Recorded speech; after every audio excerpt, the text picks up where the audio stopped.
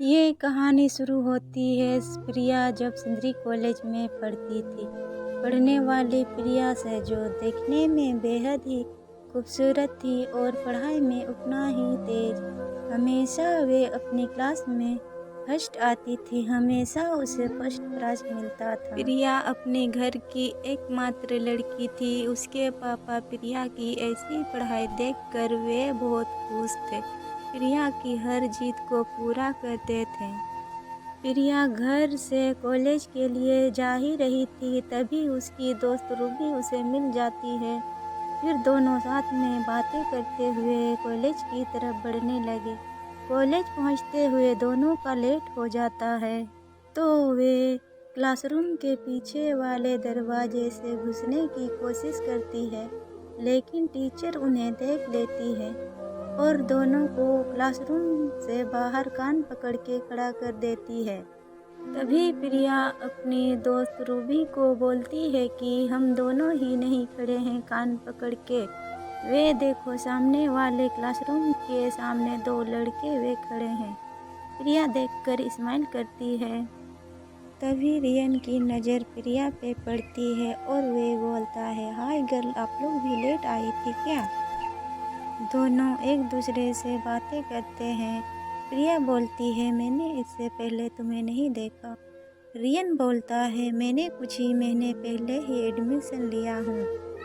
धीरे धीरे रियन और प्रिया में दोस्ती हो जाती है। दोनों एक दूसरे को अपना नंबर दे देते हैं और दोनों साथ में एक दूसरे के साथ घूमते हैं। स्कूल के बाद वे दोनों एक दूसरे के साथ वक्त बिताते हैं।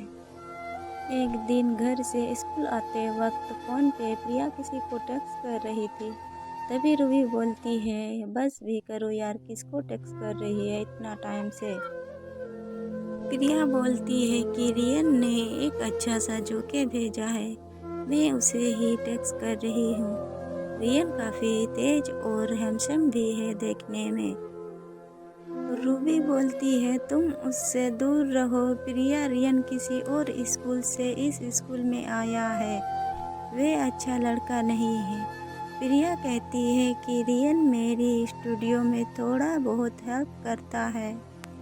स्कूल का दिन चलता जा रहा था और प्रिया और रियन दोनों एक दूसरे के बहुत ही क्लोज वाले दोस्त बन चुके थे। कुछ दिन में स्कूल की गर्मी छुट्टी होने वाली थी, लगभग 2 महीने के लिए। रियन प्रिया को छुट्टी के बाद उसे मिलने के लिए बुलाता है। होता भी ऐसा ही है।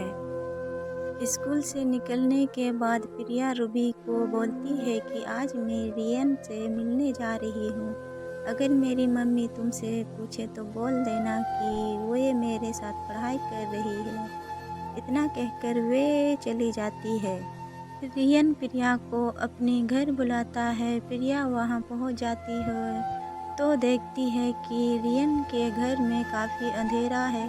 तभी रियन प्रिया को पीछे से आकर उसे हक करता है। प्रिया डर जाती है, पर उसे भी रियन का हक करना अच्छा लगता है। दोनों साथ में एक सोफे पे बैठते हैं। रियन, प्रिया, मैं तुमसे कुछ कहना चाहता हूँ। प्रिया, हाँ बोलो रियन।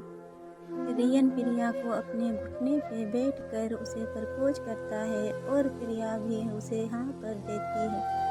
दोनों साथ में बैठकर ढेर सारे बातें करते हैं और मूवी देखते हैं। इसी बीच दोनों का एक दूसरे के बेहद ही करीब आ जाते हैं और वे सब कुछ भूल कर एक हो जाते हैं। अगले सुबह प्रिया रियन को बाय बोलता है और वे कहता है कि अपना ध्यान रखना। इतना कहकर प्रिया अपने घर चली जाती है।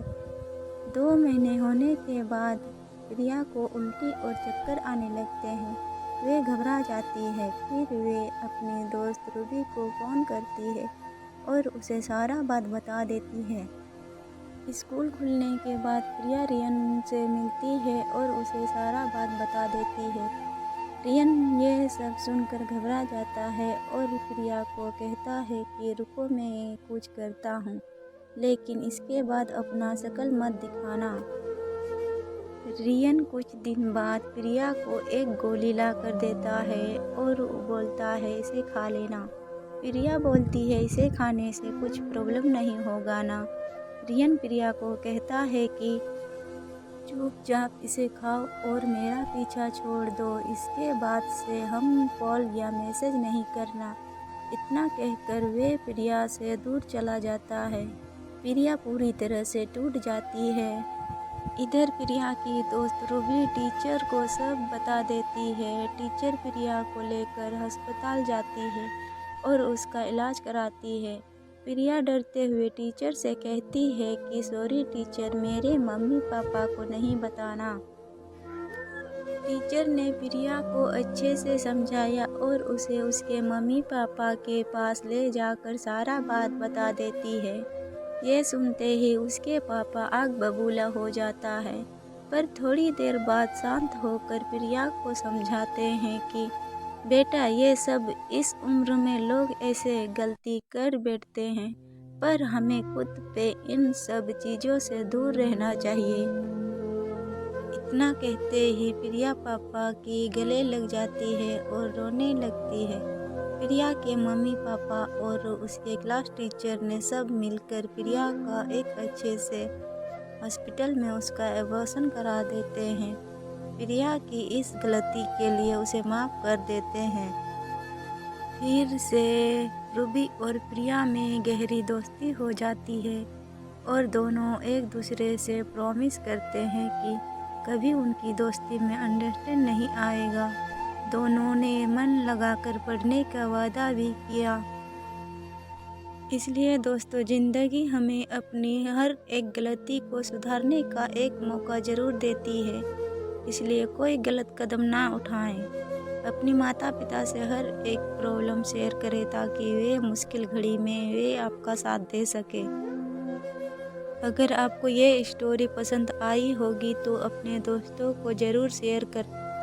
मेरे द्वारा लिखने में अगर कोई मिस्टेक हुआ है या फिर कोई कमी रह गई हो तो उसके लिए क्षमा चाहती हूँ। आप हमें कमेंट करके अपना रिएक्शन दे सकते हैं।